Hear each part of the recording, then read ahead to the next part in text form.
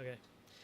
Greetings in the love and in the light of the one infinite creator. Today, we are gathered to discuss the Veil of Forgetting as taught by the Confederation of Planets. Um, okay. Did anyone want to help with the reading?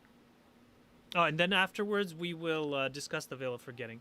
And to quickly summarize, the Veil of Forgetting is the veil uh, that prevents us from remembering our past lives, or that we are part of the divine and that everyone is part of the divine.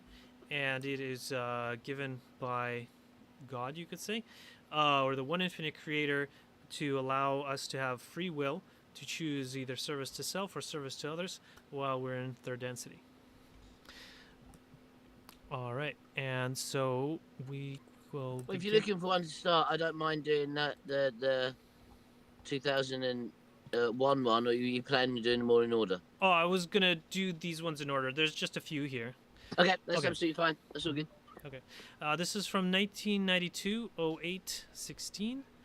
It is much more difficult to look for the heart of the dilemma, to gaze not at the topology and chronology of the disharmony, but rather to penetrate the illusion, to move by faith alone through the veil of forgetting, and to by faith ask for help from the world of the spiritual on the level of those things which are not seen. The workings of the heart are not seen. The self acceptance or lack of it is not seen. The love or hunger for love in relationships is not seen. Circumstances only are seen. There is, my friends, a reason for this. The design is to so baffle, frustrate, and confuse the intellect with all the data of the senses that the student will be forced to move to the center of investigatory energy from the intellectual mind, which is a creature of this illusion only, to the wisdom of the deep mind, which is vastly more informed, and which resides in what you would call the heart energy center. This center is the gateway center, wherein, when the lower energies have been cleared, the gate becomes opened, so that you can effectively focus the heart's wisdom upon the situation so that you can effectively focus the heart's wisdom upon which will balance within you. All right. So, I don't know if did you guys get all that? Yeah. Yeah. Um, and so, um, I guess we can discuss that for now. Um, Okay, so I thought that mhm.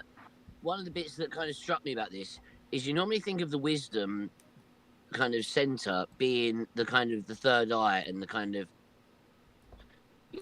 wisdom down. But this Mhm. clearly is how basically you have to unlock the heart in order to get to those places.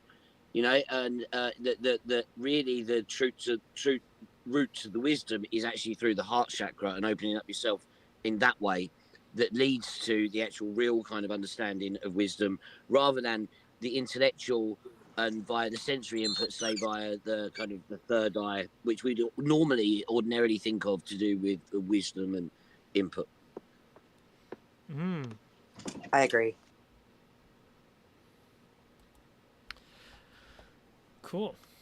Okay. Well, one of the things that I liked about this quote was here the design is to so baffle, frustrate, and confuse the intellect with all the data of the senses that the student will be forced to move the center of investigatory energy from the intellectual mind, which is a creature of this illusion only, to the wisdom of the deep mind, which is vastly more informed and which resides in what you call the heart energy center. Oh yeah, so we're talking about the same thing, but Yeah, especially this first part, that the design is to so baffle, frustrate, and confuse the intellect. So like for people who are just trying to figure it out in a kind of head way, it's designed to make it impossible. You will never be able to figure it out in a head way. You can only figure it out in a heart way, because the whole point of the density is to decide on whether to have your heart open or your heart closed. So it would be, it wouldn't be a good illusion if you could just work it out, right? yeah, exactly. exactly. You don't need that other information, and it would just make things harder for you. If you, Hello, Des. hey, Love you. Love you too. mhm. We just started the first quote here, and all right, I guess we'll move on to the second. Where'd it go? There it is. All right, so 1993, 0925. These illusions to come are far different than your rough and tumble moment of choice. There is not the suffering, for there is not the veil of forgetting betwixt the conscious incarnate self and the deep self. So they're talking about the fourth density now.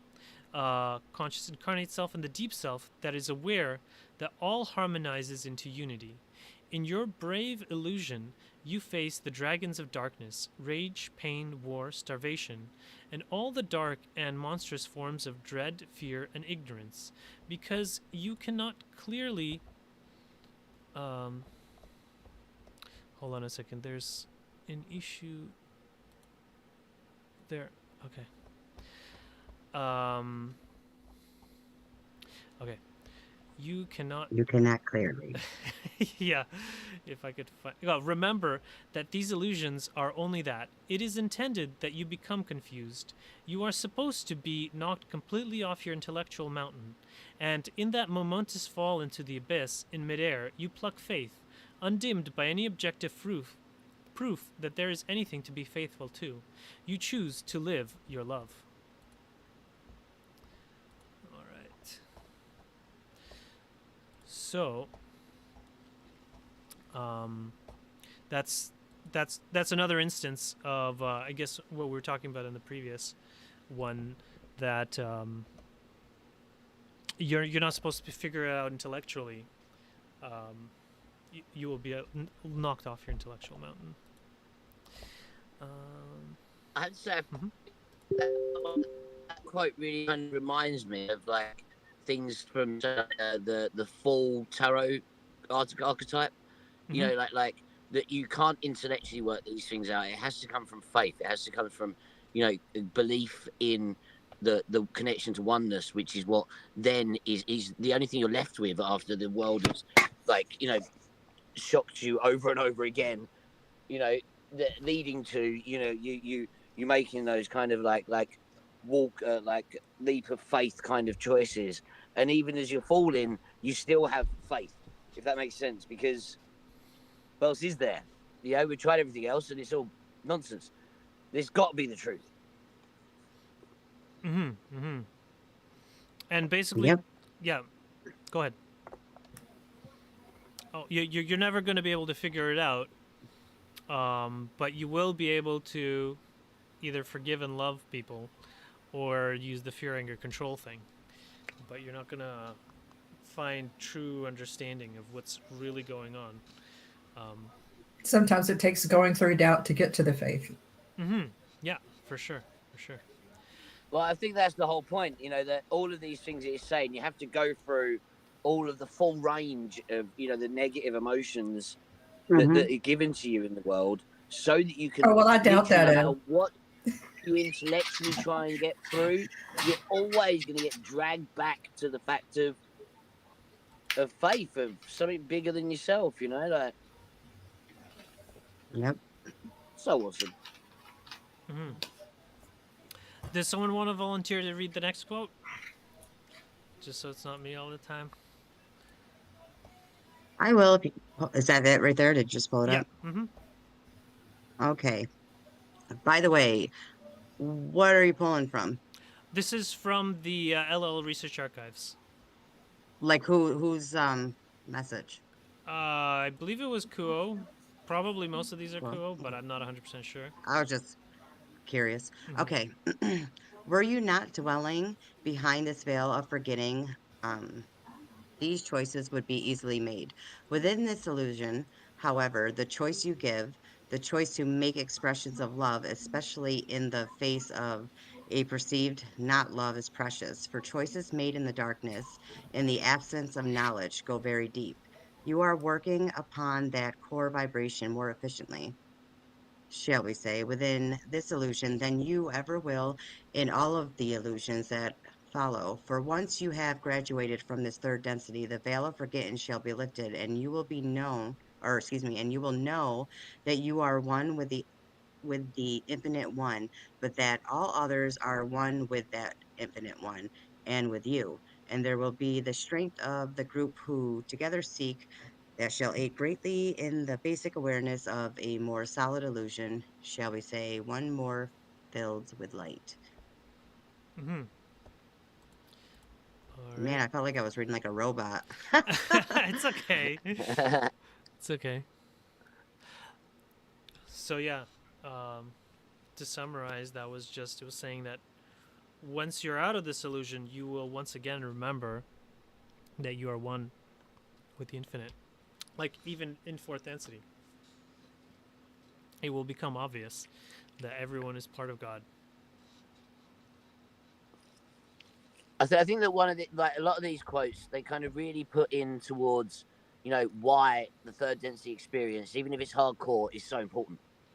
Mm-hmm. You know, because it's so short in comparison to the entire time, and it's the only time really that you're ever going to get a break from that knowing, that connection. You know, so it's the only time really in our entire spiritual development that we're going to have this separation. So, you know, it might be horrific at points, it might be terrible, but it's also going to be incredible and wonderful. And none of it is going to be achievable when you are connected to everything else. Everything is wonderful, Mm-hmm. you know. And I think this bit, the bit at the end, it starts talking about kind of when you can get a group that solidify around a specific idea. And I think he's really trying to point towards how coming out of the veil and the choices that we make while we're under that kind of veiled process is what leads to what kind of social memory complex we're going to become moving forwards. You know, the lesson we learn is what creates our specific polarity that then we align with others that make fourth density what it's going to become. Anyway, yeah, those are my thoughts. Mm-hmm. Love you guys. No, Ed, you're exactly right though. But isn't it kind of fun though for us that come out of that veil and understand that we are all one while we're in all this shit show, get together, and even if nothing else, just be able to fuck with people. Well, it's just like you wouldn't want The way I to. kind of see it is like, you know, when you're a kid and you go down the In water a positive slide, way. you know, you get to the Oh, bottom and you're okay. like, I want to go again, I want to go again. You start running up the stairs. But you know, in a positive way, you know. But it makes this even more fun because in reality, you think of it, okay, if every existence we have after this, we know, we're going to end up wanting to pretend we don't know. And now we don't know, so we can learn enough to know when everyone around us doesn't know. What could be more fun than that? That's like being an island on a lake on an island on a lake. Not as much fun as naming a healing center monkey business. Well, we are kind of in that position because we know Yeah. this Confederation teaching, you know, so we know what's going on, but the vast majority of people have no idea. They're just kind of stumbling through the dark. It's kind of ironic to remember. You're breaking up, Ed. Yeah, yeah, yeah. We come here and we forget, but the purpose of coming here is to remember. The purpose Mhm. of coming here is to remember. No, The purpose of forgetting is to like, remember. you know, we're supposed to Oh, come in and remember that we're spiritual creatures, remember our way back to the oneness, you know, but really we've come here to get away from that. Yeah, yeah, we've come here to make the choice. Yeah, Des, I think you're muted. Oh. I don't know why you're... There you go. I've been muted this whole time, but I wasn't looking at my damn thing. Oh, were you... Um, Okay, go ahead. The whole I purpose, saw, so oh fuck. if they're Go for it, Des. Go ahead, we can hear okay, you it now. was cutting out. Mhm. All right, so the whole purpose, so we come here third density we need to have the veil because that's the only thing that's really going to ensure that the lessons and the catalysts that we face are truly learned purely efficiently so that we can make that choice just like Ed was just saying to go back to the one. But that doesn't mean there's not challenges though, because even when the veil's lifted, there's still misinformation and false things out there, right? Hmm. So you still have to seek the creator to come together to I don't know what can I can't think of the word. It's still a learning process. It's still a seeking process together, even when the veil's lifted and knowing things, because there's still going to be. Hmm. I don't know. I'm trying to find the Well, right we're words going for to what I'm have trying to say, but duality up until basically what, sixth density. 6.5. Yeah. yeah, Yeah. So exactly. But when you were saying though, you were saying like, oh, us knowing now, but it's still, even though we're kind of aware of what it will be, we still can't even, we don't understand fully because we're here still experiencing not knowing whether we can intellectually like, read it, but that doesn't mean we know to experience to feel it, right? We're still experiencing our those lessons, our own catalysts, our very separate lives. So yeah, it's cool to kind of know, but it's like to me, it's just more that I can't even imagine truly what it will be like to feel like to exist in that in fourth density type of Hmm. knowing. I'll pull up a quote later. That there's one that's about how in fourth density, like basically the choices that we made in third density, we get to explore that choice for 30 million plus years, and we will Nice. still remember our personality, and we will realize that we're just wearing it like clothing, but we will continue to choose to wear it that way. Seek. Yeah, so you're still on that seeking path, right? Hmm. It's still figuring it out. We're just connected better. well, it's just like, in our own bodies, we have how many trillions of cells? You can imagine every single one of those cells having its own personality. Well, Third I mean, density, dude. it's possible, it's probable, but when you look at it that way, it makes it so that it's not so remarkable to comprehend that each single one of us is like that. Think about it. Think So about it from red ray density. Every atom has consciousness. Hmm. So Yeah. scaling that up to orange ray, which is every cell having consciousness. Scaling up to yellow ray, which is us having self awareness. To orange ray, where we realize we're more than that. We don't need the physical matter anymore. It's a step by step progress that everything in the universe is involved in. Hmm. That's one of the things I love about the Law of One, the absoluteness of the non duality. It runs through everything in just a perfect form. Like I just kind of feel lucky that we're here in third density, experiencing the bit that's actually life that we actually be able to manifest and interact with matter and interact with rather than just being light and just being energies and just being a cell. Like we've gone through those stages and now we're at the bit where really we get the most out of it in my experience. Like moving forwards, You're right. we get to be oneness, we get to be part of God, moving ever forwards in more grander circles of consciousness. But right now we get to be us. Yep. That's kind of be the only Yeah, time we're actually going to ever be. It's kind of cool, right? it I'm a is big really fan of the cool. veil at this point, really am. Does someone want to volunteer to read the next one? I think I want to read the one after. Okay. Fred, you want to read this one? that's a good idea. I have a lot of background noise. Oh, okay. Okay. All right. Do you want me to go again, or Okay, you go want to ahead. go? Sure. Because well, Oh, you want I to? just went last time. Okay, If you okay, want to fine. go, All right, I'll read yeah. this one. Okay. 2000, October 1st. I am cool and am aware of your query, my brother. The experience that is had by those who had moved through an incarnation and who are in the time-space equivalent of the space-time illusion in which the incarnation was experienced go through a process which is most informative to a mind-body-spirit complex totality. However, many of these experiences taking place on the, shall we say, other side of the veil are of a nature which is difficult to access during an incarnation. However, there are some few who are able to do this. The number, however, is quite small, smaller even than those who feel that they are aware of previous incarnation. And we would suggest that the number of entities who are aware, in an accurate sense, of previous incarnations is much smaller than is believed.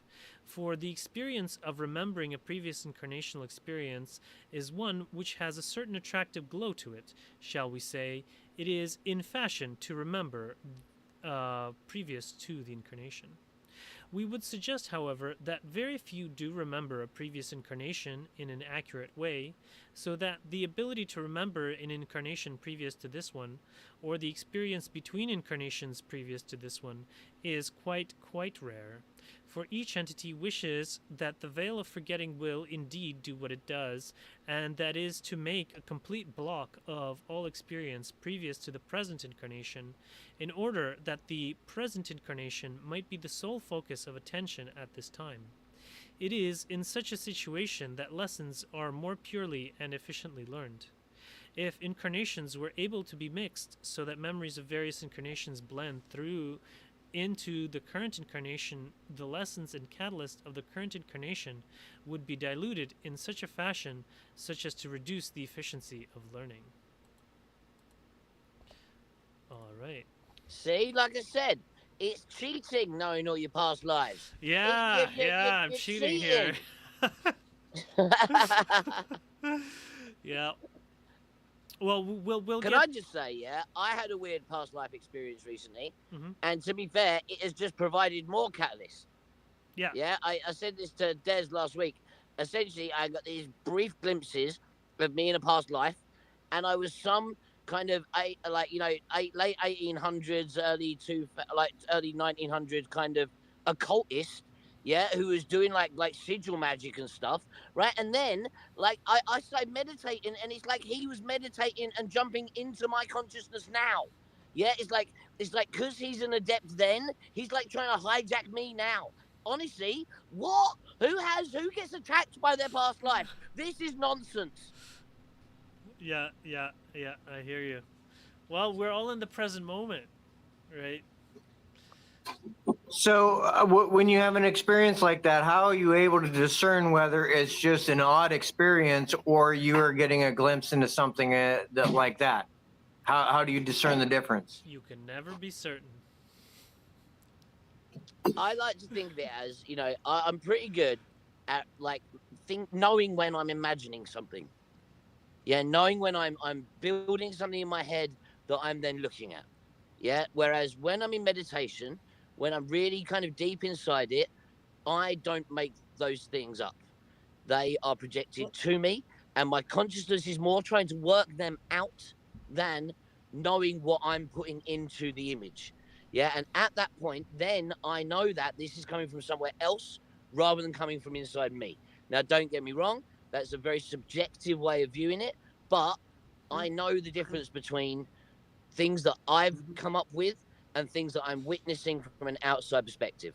And that's the only way that I can really describe the difference. No, I agree with that because what we talked about though, we were talking like you were, are they trying to attack me or what it was? And then I'm like, well, maybe there's just a barrier in the communication. Like you guys are trying to communicate to each other, just don't know exactly how. But I was only kidding. I don't really think he's trying to hijack me now. But if I no, start I know randomly that, but I speaking mean, we French, were we know still talking. Well, for me, Maybe he was doing a future life healing. Who knows? Who knows? Like it's just an odd experience. Mhm. I know someone.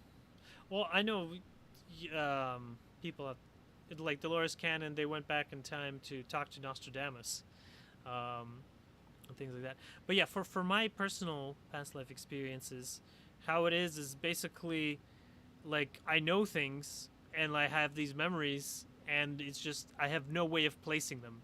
Like there's no source for them that I know of.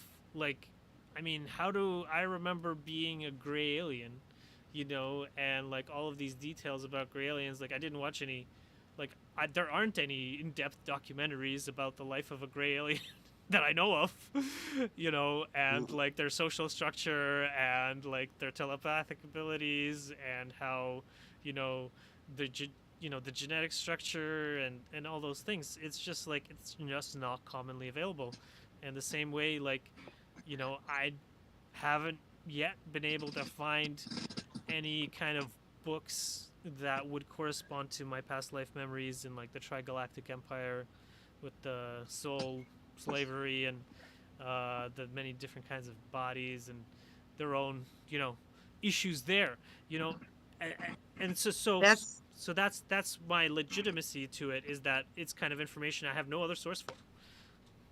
And that's the cool thing about it, though. When it's your own information, you know for sure whether you knew it or not. And we're so stuck here in this, not us guys, but I just mean in general, like where we want to persuade people and we want them to know that it's true. And it's like at the end of the day, who gives a shit what anybody else thinks? We know for ourselves what we are experiencing and what is true, and that's freaking awesome. So you're talking mostly about deep meditation. What about psychedelic experiences? What about them? How are you able to the same way discern something that you're experiencing that was real or is real and something that your brain is just making up? How do you discern? Okay. So when it comes to psychedelics, you've always got to take into account what entity you are communicating with by taking on that molecule. Yeah. So the shamanic belief around how the drug interacts with you is the molecule is like a messenger that connects you to an overarching spirit that created that molecule. Okay, the spirit just would for be, say, just for the shits weed giggles. spirit would be in every joint that you smoke. You would be connecting to that powerful feminine energy, right? So whatever drug that you do, you will be essentially connecting to that larger entity that is essentially communicating with you via the molecule, right? So whatever you see inside, say, a mushroom trip, will be influenced by the specific chemicals inside that mushroom that are designed to teach you a specific lesson that will come to you in a hallucination. You will build the hallucination yourself. You will have to decipher what that means, but the message that is given would be coming from the outside source. I hope that helps. So basically, what you're saying is the same would apply for like when you do holy water or whatever. If you say you grew something that was a hallucinogenic, you would want to put positive energy into growing it and affirmation. Of course, such. but you'd want to do that Okay. anyway. What I'm saying is Right. plant, as That's it what I'm grows, will be saying. connected to an overarching spirit. And then when you intake that drug or when you intake that plant, you will be connecting and communing with that overarching spirit that is a massively old, huge, massive mind of intelligence, but obviously it is grounded in a plant. Yeah. You know, Or a mushroom. mushrooms are huge mycelium brains that grow underground. You will be communicating with that brain. Sorry, Des. Hi, Robert. I didn't see you there. No, you didn't interrupt Hey, me. Rob. But No, you what did. I would be more wanting to ask myself, are you, Fred? Like, why? What is making you even ask the question to be like? Hold on, let me rephrase this. To be having to decipher if it's real or not. Why not just trust if something's showing up to you that it is what it is and take from it what you get? Or don't take from it, like, And do it with a grain of salt, whatever. But like instead of you can also test the spirits, because sometimes, you know, service to self Well, that's entities. but the test is for the service itself or service others, not if it is an actual entity or not. All And right. he was saying like what is real and what isn't. Well, Just everything is know relative. that things are as they should be when they are. Exactly. So, Can I just Well, say, right? I'm I just found that asking because understanding like I'm understanding trying to kind of discern. symbology in these things really helps, right? Understanding that the symbology in what you see really helps, yeah, because you find a lot of these archetypal images mean the same things. So if you're going into it from a hallucinogenic experience, realize that those archetypal images and what they mean, same as in dreams, yeah, can be deciphered and turned into messages. Yeah. Also, I think the only way that you really learn this discernment is via meditation. Yeah, the only way that you can really learn the difference between the things that you're creating and the things that are like beamed in is by sitting in that place and realizing the difference. And that just comes with time. It just comes with practicing meditation, and then it comes to a point that where you have a good meditation and you come out of it and you know that you it's something different. Yeah, because you've had 50 times when you've sat there and you've thought, and you've sat there and it's, you know that it's been you that has made those things, or the things that you're thinking about are because of these things. Yeah, whereas Yeah, then you'll you have do one the that is a metacognition, total different experience. thinking about Yeah, and thinking. then you'll know the difference.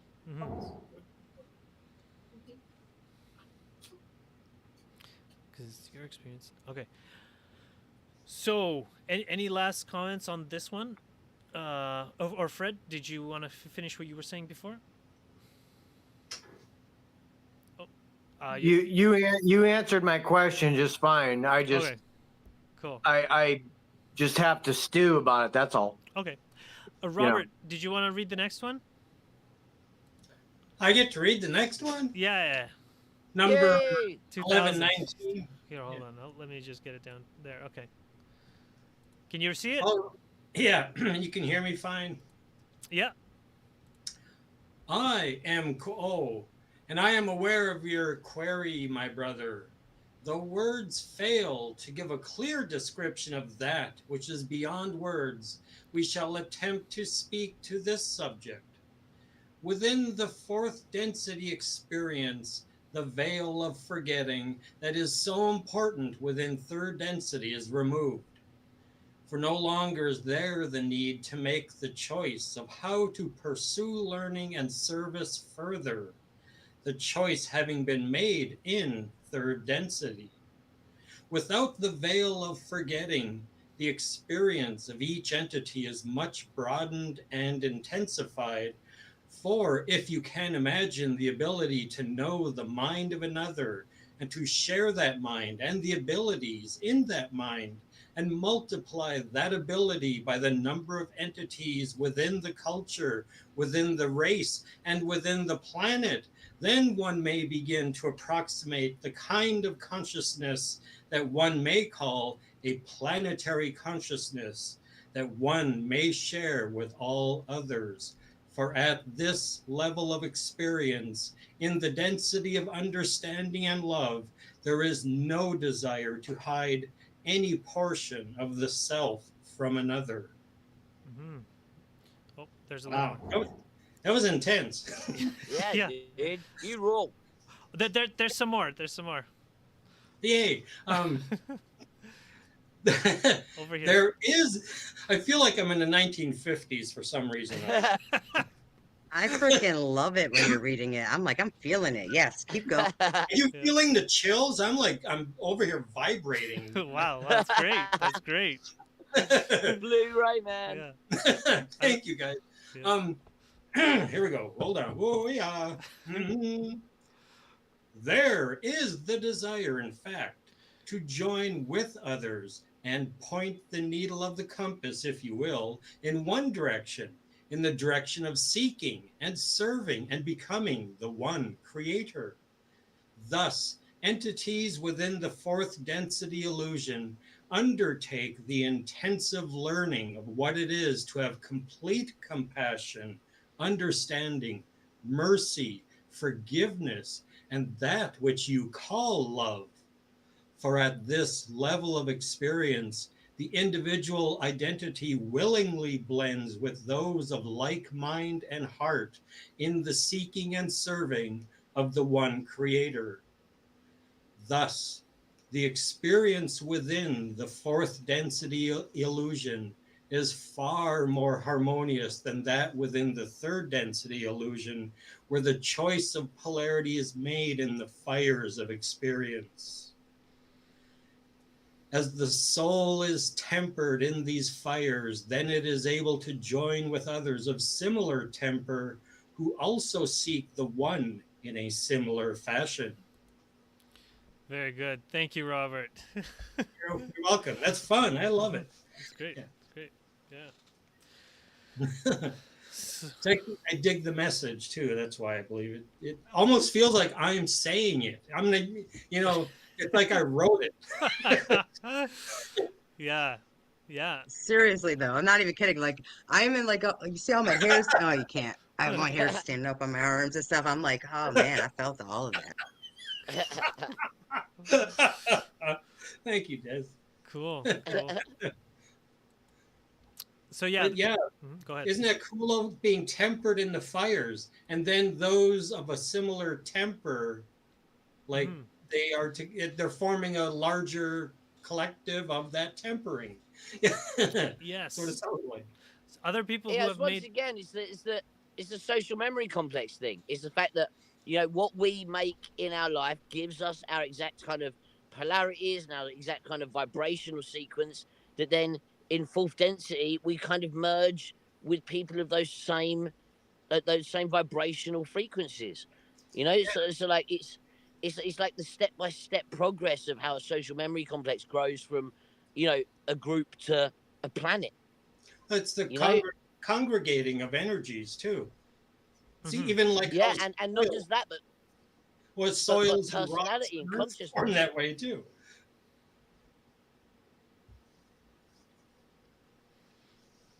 Yes. Well, it's related to here this part. Within the race and within the planet, then one may begin to approximate the kind of consciousness that one may call a planetary consciousness, that one may share with all others. For at this level of experience, in the density of understanding and love, there's no desire to hide any portion of the self from another.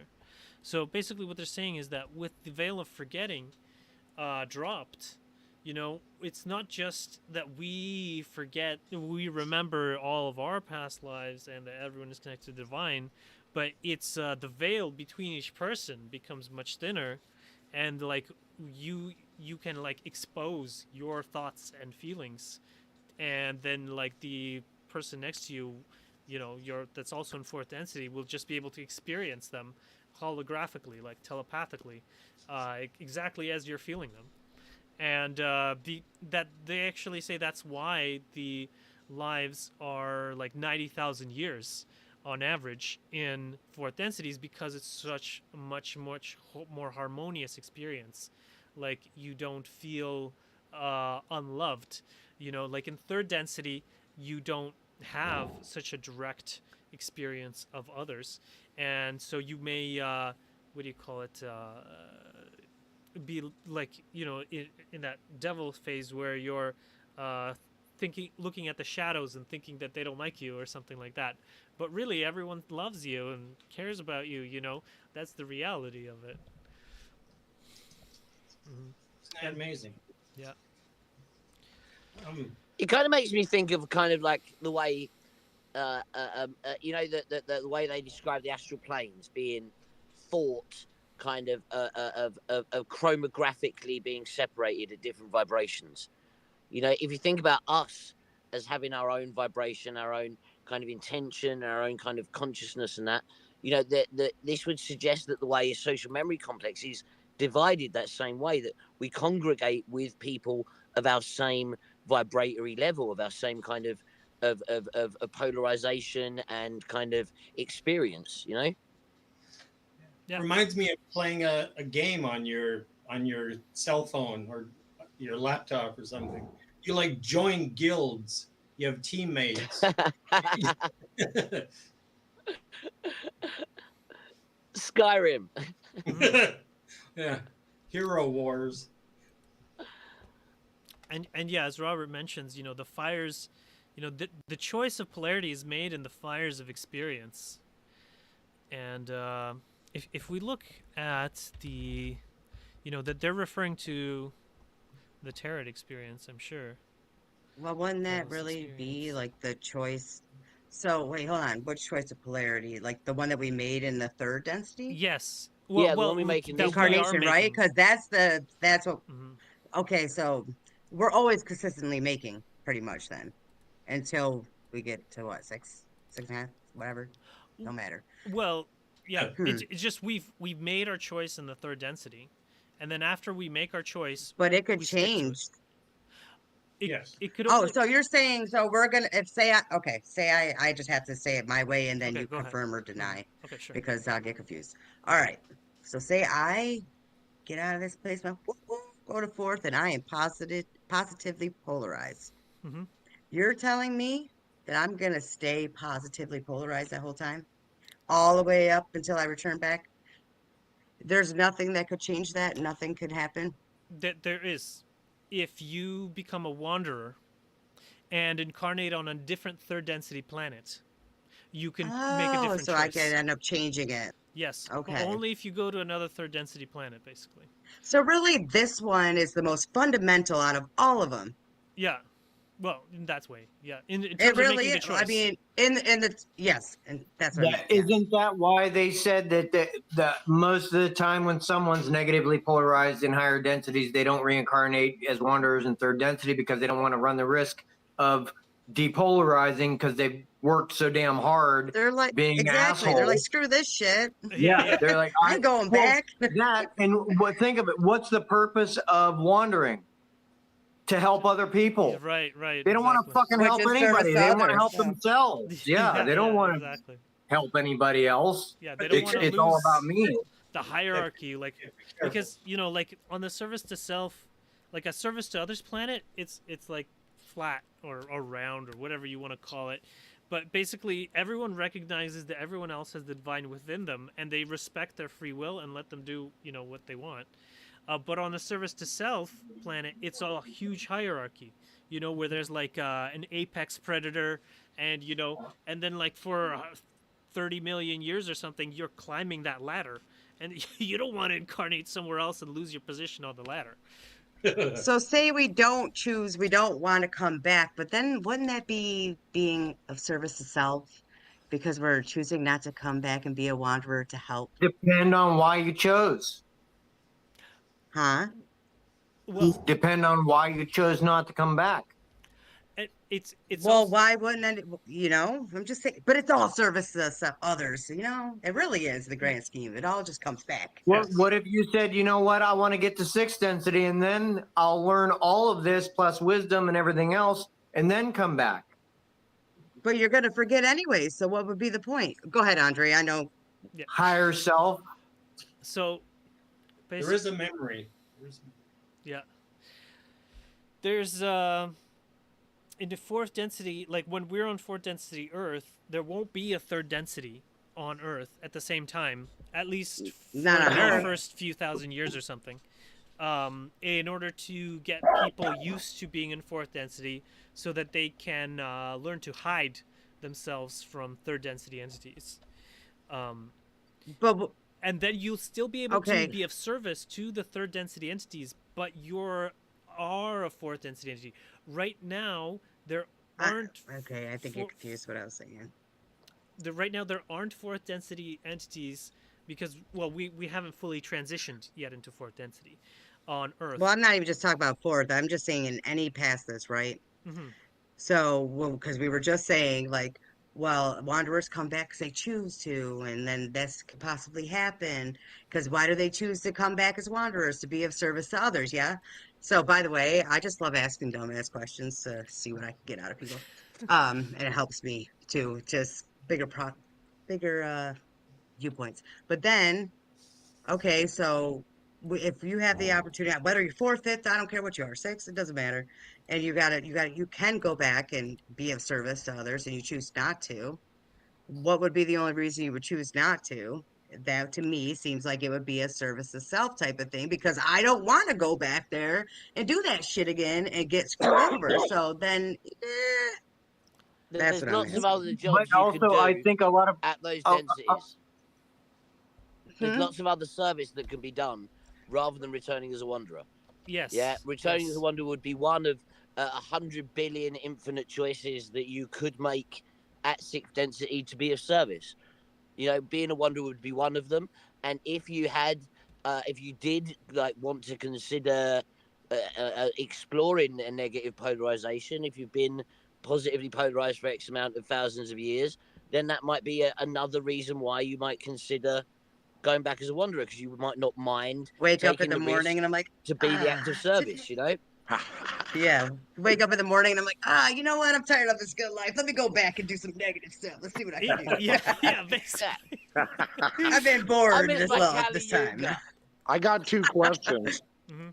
So, are we talking from like the point of death? You're moving to the fourth density, right? Yeah. Okay, so the way that I know it, that I've learned, all right, it's like spelled Sheoul. So, if you go really deep down into the text, for a 5 month period, you reflect on your negative and positive polarizations, and if you and at that 5 month period, you either come back to Earth as a so-called shadow or you leave as a light.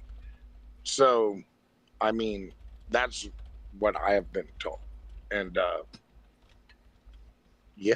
Can I say that From kind of like a matches with the religious Buddhist point of view? perspective or So yeah, the Buddhist point of view is that every single thing that you think in your life, everything that you put out, yeah, that's this is the world of cause, and that's the world of effect. So everything that you think essentially manifests in the world of effect. So when you die, you essentially have to balance the karmic balance between all of the things that your thought has created in the land of effect, and I think they call that Devachan or something like that. Yeah, Devachan, is that right? Devaconic, And yeah, and Devaconic. I have another question. Can you leave Earth? Right, because we're all gonna leave. Well, I'm gonna come back obviously to follow one person, but um uh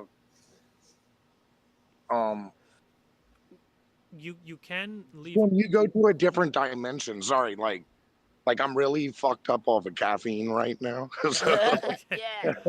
So, That's some good shit at the school, no, well, no, I bought some of the stock coffee or Stoke, and I didn't realize that there's like 225 milligrams in it, and I had like 4 servings like Sweet. throughout Yes, the mate. day. well, you can leave Earth. Most service to self entities choose to leave Earth because Earth is polarizing service to others. And whereas service to others entities choose to stick around. And now some service to others entities choose to just stay in the spirit realm and help people from the spirit realms. They're like the angels, right? Like Okay. a lot of Jesus disciples and things like this. Whereas there are some that choose, like the bodhisattvas, that choose to continue reincarnating in order to help others. Um, but in terms to address also Desiree's point, where like right now, if you graduate service to others, like or within the next 100 years or whatever, like you will have the opportunity to be service to others, helping to populate the fourth density, service to others on Earth. So you would Let me populate that. Okay.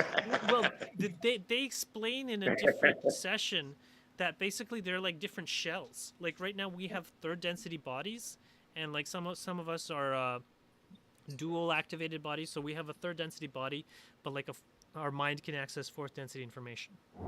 Well, that perfectly makes sense, or even more. Mm-hmm. Like, Right. because I have experiences like I used to think I was crazy, but fucking, I'm working, and they're like, "Oh, your supervisor is about to walk in through the back door." So, sure enough, 5 minutes later, here he comes. There's no way I can see all the way in the front. There's all sorts of weird shit. And then, like, the day my dad died, right? So I went home, I took a shower. I looked up at the wall, and there was like this weird face with a beard just looking at me. And and then I drove back to where he was dying, and then there's this food company called Factor. So, but on the box it says Factor, Factor, Factor. His nickname is Factor or Trouble, and like I'm Mr. Wonderful. So, frickin', you know, that day I knew he's gonna die. And the night when I was sleeping next to him, that night before, I had a dream that a rattlesnake came and ate him, and I just saw his whole body outlined in the rattlesnake. Fucking Mm. weird shit like that. Mm-hmm. Mm-hmm. But Daddy went to Benny, heaven just to for say what sure. you're saying about Yeah. do we always live on Earth? Yeah. I read this wicked thing once that really blew my mind, and it was like the soul is eternal, but the Earth is finite. So we've all had to have lived on tons of other planets already, and we're gonna live on Definitely. thousands of other alien planets before the end is out.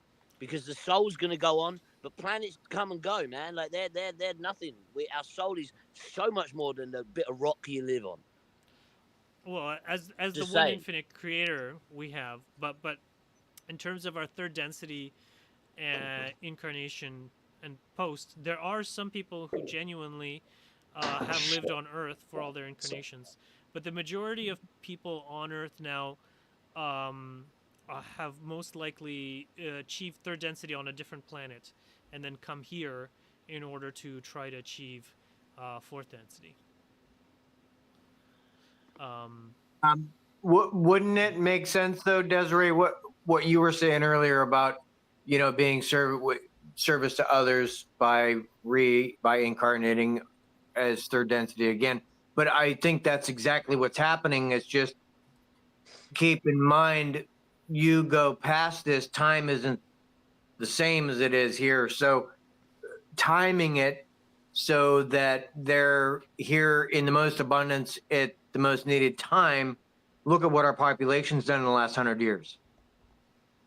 Mm-hmm. It can They're all also what- just say, yeah, if all of the wanderers came back to be service of other, then there wouldn't be any space for any third density wanting to go to fourth density soul. So there's only Yes. ever going to be a certain amount of them that can come back anyway. Yes.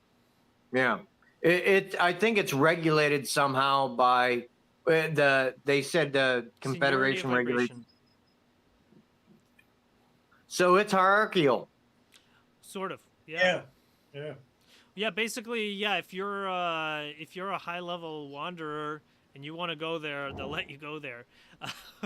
but but yeah, the majority of people right now, like I said, and that's actually you brought up the population issue, and I know they mentioned that in a different channeling, and they said the reason we have such a huge population right now is because we are on the cusp of entering fourth density, and a huge number of third density souls who want this chance to finally graduate into fourth density have come to Earth at this time. And that's why we have such a huge population. So once we finish our transition into fourth density, the population will be much, much smaller. And they were even saying that so few people have successfully polarized because Earth is such a difficult school that there's a lot of the souls are going to be from other planets, other fourth density planets, because there just won't be enough from third density Earth to populate it. All right. Do we want to read the next one? I think this is the one Ed wanted to Yeah, read. this is my one, right? Yes. Yes. This is what I wanted to do. Yay, I like this one. Okay. Okay, right, dude, you're going to have to keep scrolling up because when it gets down the bottom, I can't read it. Oh, can you see it? Okay. I can see it now, but like when it gets to say like Okay, you just tell me when you need it, and I'll scroll it for you. okay, yeah, cool. Okay, so 2001 0923 even when the veil of forgetting is lifted, even when you ascend into densities which are full of light, yet still the spirit is stubbornly unknown. The layers of misinformation and false patterning will fall away as the densities roll, and we'll find and we find this still to be true with ourselves. We find we still peel away another layer and another layer of that deception of spirit, which is part and parcel of the situation which we all enjoy as part of the Creator. It is not the Creator intends to deceive. It is not that the light means to be false.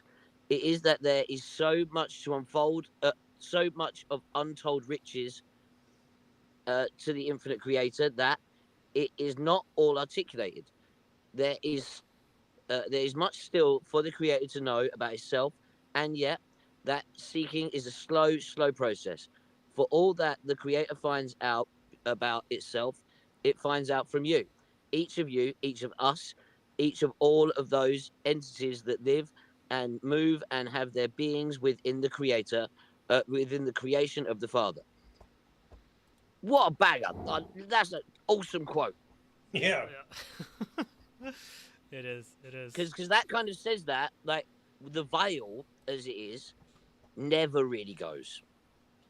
Yeah, like, yes, we are connected to everything. We are all kind of combined into oneness, into social memory complexes. But at every single layer, there is still this fine defining barrier between you and the soul, you and the pure spirit, you and the divine bit inside you. And it doesn't matter how much up the ladder you go until that point where you cross over seventh density into oneness with the creator, you're never going to know that part. Yeah, we're all kind of still, like, even at this point where we're trying to connect up to the subconscious spiritual being that we know's in there watching it all. You know, even no matter how high you go, Ra's never met that guy. You know what I'm saying? Right. That's kind of mind blowing, right? Well, yeah, I see it as kind of like that, the veil, as in like your disconnection from source and the creator, does go. But your understanding of all that is limited, because you're just like this tiny speck kind of thing.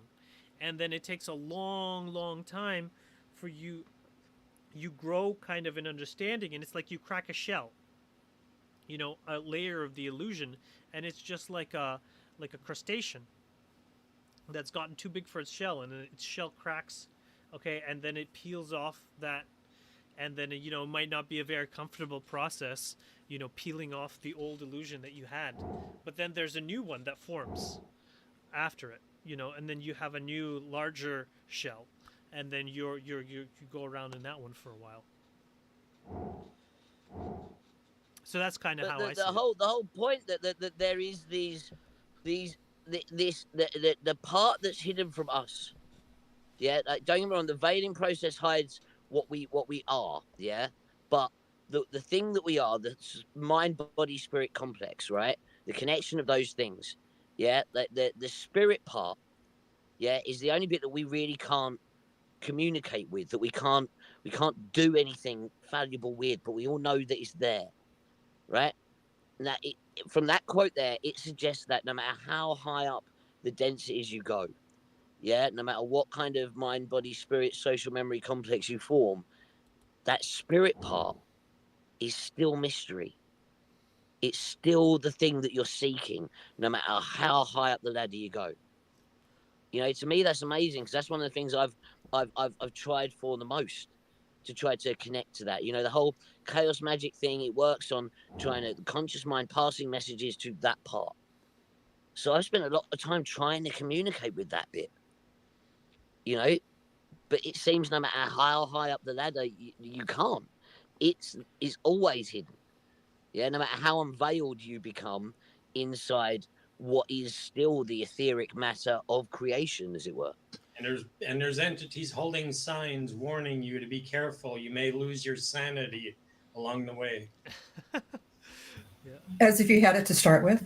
Yeah. Yeah. Well, I think that once you're on the spiritual path, you're no longer sane by worldly standards, you know, because they're like, "What do you mean money isn't your highest ambition?" You know. My Well, neighbors- isn't that the common case when you have someone who has experiences that exemplify this ain't all there is. Any experience, doesn't matter, supernatural, you know, experiences with other life forms, whatever you want to say. When you start to rationalize with that, at the same time, you have to rationalize with your psychology. And that includes spirituality. Once you dig deep into psychology, you get into spirituality. Same goes if you dig deep into science, you get into spirituality too. But and here we are learning about deep metaphysical science and spirituality, and you're coming at this from the perspective of a religious trauma, and you're trying to figure that out, and it led you to spirituality, or you have an experience, and that leads you to seeking out the spirituality, and then here we are with the science and the spirituality. So that seems to be hand in hand. Whenever you're doing one, you have to do the other, because like you said, you got to keep your sanity, and they do go hand in hand. And the more people I meet that seek deeper spiritual understandings have experiences. If they didn't before, they do now. Hmm. Yeah, I like Does it. that It's the make time sense? of awakening, dude. What's that again, Ed? It's the time of awakening, my friend. Right. It is. Right. It is. Yeah. And it's compiling. I mean, it's forced upon people now. Well, I think it's because the Earth has graduated. The Earth has graduated to service it's to like others. it, And so, it's like it's to the point where it's like, well, too bad, either ignore it, and don't step in the shit, but it's there. You're not gonna, you can't not talk about it, or at least say that it ain't there. Is there Can I such say, a thing as an Michelle NPC? said earlier on about how she went to dinner, talking about pendulums, and it's like every single person that she met was on a spiritual path. wow. Michelle, hello. Oh, she's Hello? away from the computer. Oh, she's gone. Anyway, but it kind of makes the same point as what you were saying. Mhm. A moving tree, really? Oh, That's Gwendolyn, crazy. do you want to Okay, say that? I'm out back. loud? I've got stuff I got to get done before tomorrow. Okay. I actually met with two friends who are on a spiritual path. One of them happened to know the manager of the place we were eating. He comes over and starts talking to us because we had our pendulums out. We were talking about that. Turns out this guy is, he says he's Templar. And I'm like, wow. He studied esoterics. And so he was coming over talking to us a lot. Then one of his employees drops by and goes, pendulums, I grew up with that. My mom's a holistic healer. So it's like last night was like right on the edge of magical. So Nice.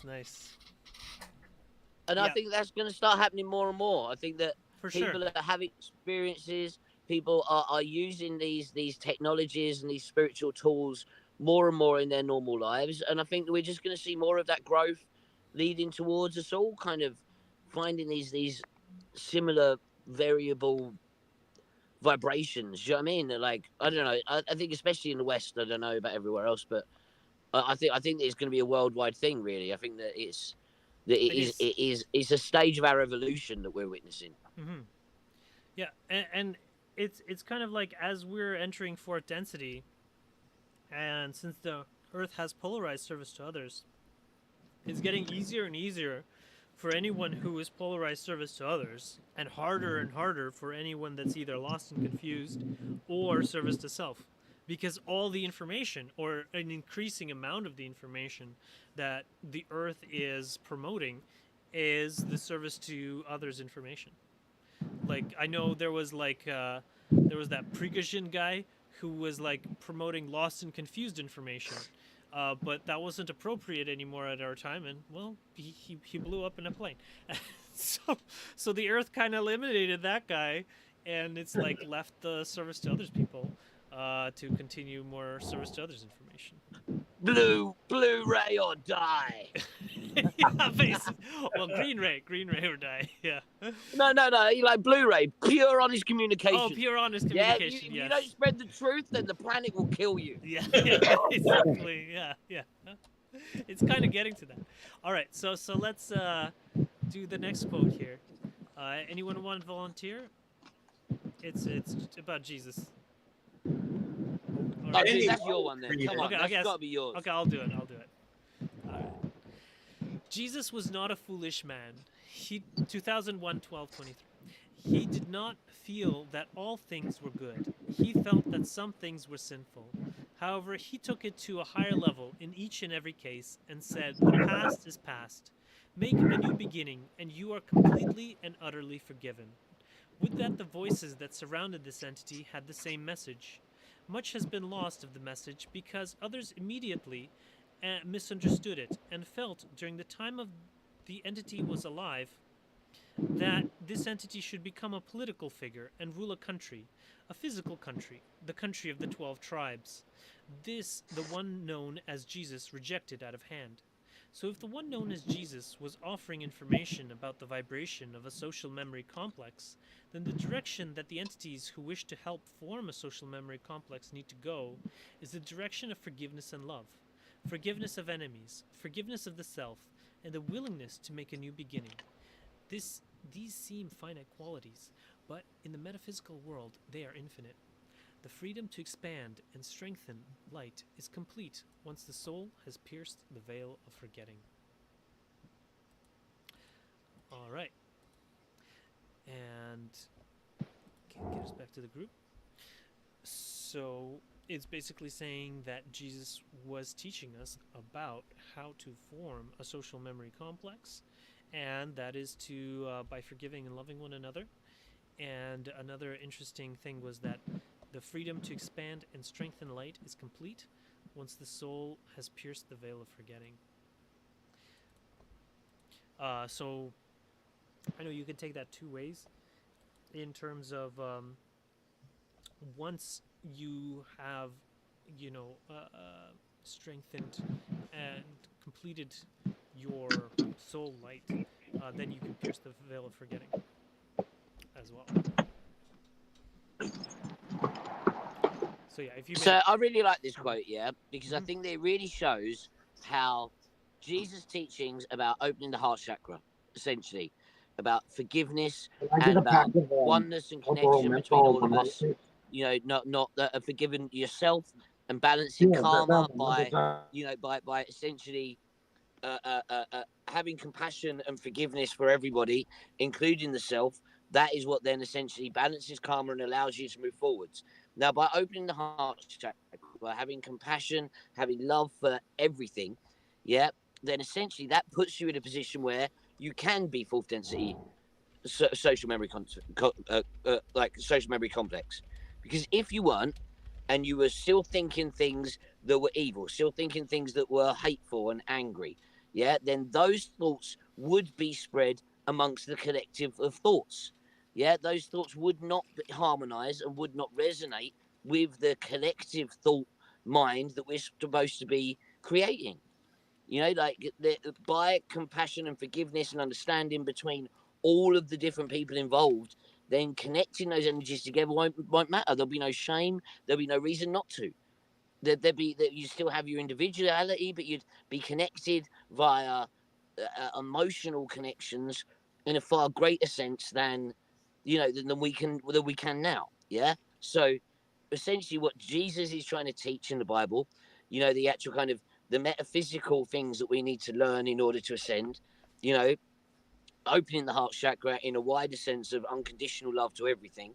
Once we get that, then we are in a position that our now crystallized, chakra can then ascend into fourth density when we can be open, when we can connect to everybody, because there's no need to have shame or anger or like distress or stress, because you are connected. Everyone. You are everyone. There's only that connection and feeling of love between self and other self, rather than us being individuals that need to fight for what we are and anger. Drop all that. That's what Jesus is trying to tell you. Like you don't need those angry human emotions. Drop them, leave them behind, because that's what makes you a better human. That's what gives you access to the heaven within. Yeah, like that's what allows you to drop the karmic bonds and to ascend to heaven, being higher planes of spiritual existence. Anyway, that's my esoteric little blur. I just wanted to add to that the one of the I like to look at it like a garden. Like you have a garden in your mind, and you may have several plants in there, or many plants, and some of those plants may be very thorny, and like their habits of thought, like anger and frustration, and you can kind of like pull those, and then you can also plant plants of love and kindness and gratitude. And every day I will wake up and I will say, "Praise the Lord, I am alive." And every evening, praise the Lord, and every day praise the Lord, and like turning to God and just making that a habit of praising the Lord in all your situations. or the one infinite creator, or whatever you would like to call. See God in all things, right? See God You in know, all things. And what is that Sadhguru says? He says, you know, yoga is essentially loving the creator in all things. It's not stretching. You Mhm. know, I do more yoga brushing my teeth because I have more love of God in that than anyone does doing all the stretching and stuff. That's a totally different thing.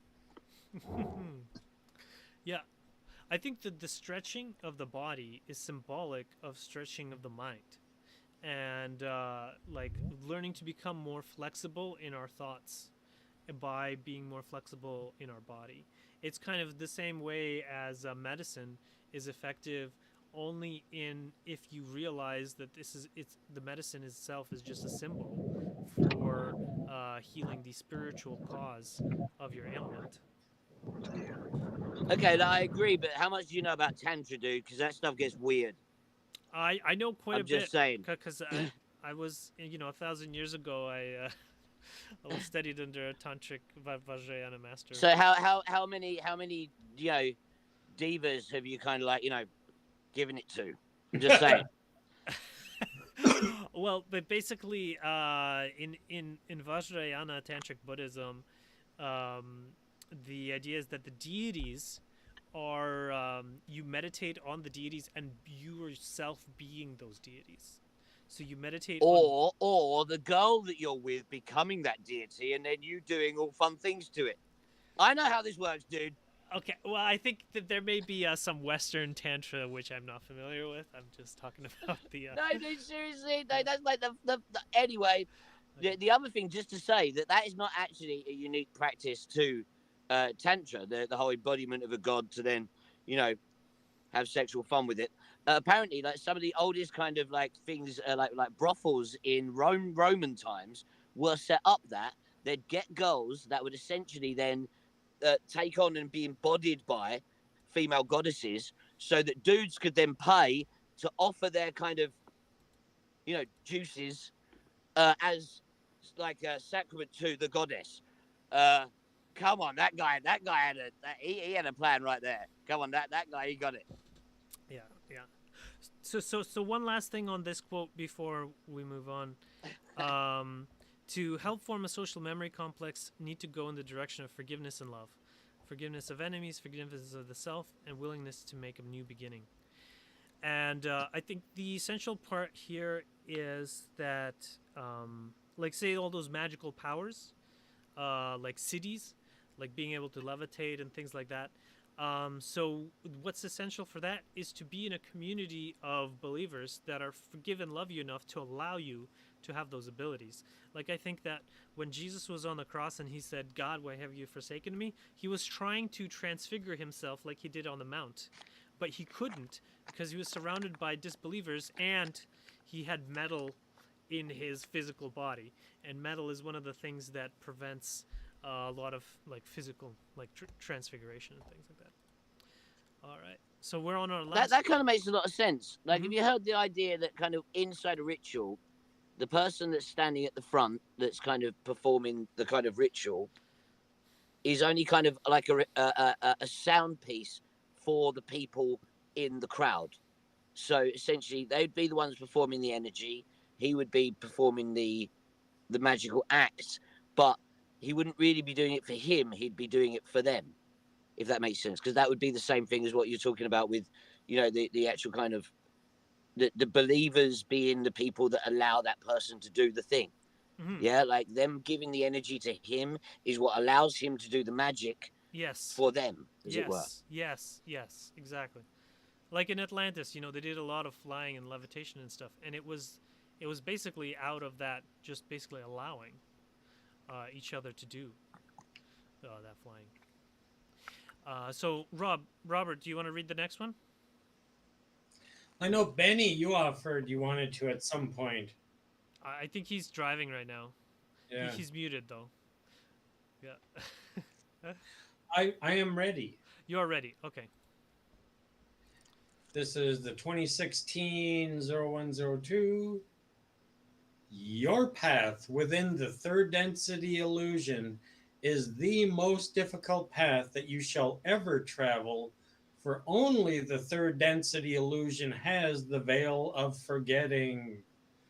Only in this illusion is it not completely apparent at all times that you are part of the one infinite creator.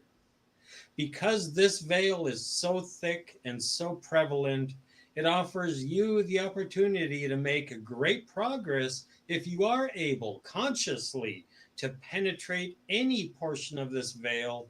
It takes effort, it takes conscious effort, it takes inspiration and motivation, it takes persistence. Yes. Very good. Very good. I don't know if we had much to say on that. I guess it's kind of similar to themes we've already been. I thought that would be the last one. Here, I think there's actually. I quite like that one because I think Okay, that go one ahead. really kind of shows, yeah, Mhm. that the veil being so thick is the point of coming here. Mhm. Yeah, like you come to Earth, yeah, because the veil is so thick that any progress that you have in finding spirit is massive progress Yeah. in comparison to what you'd find in other incarnated places.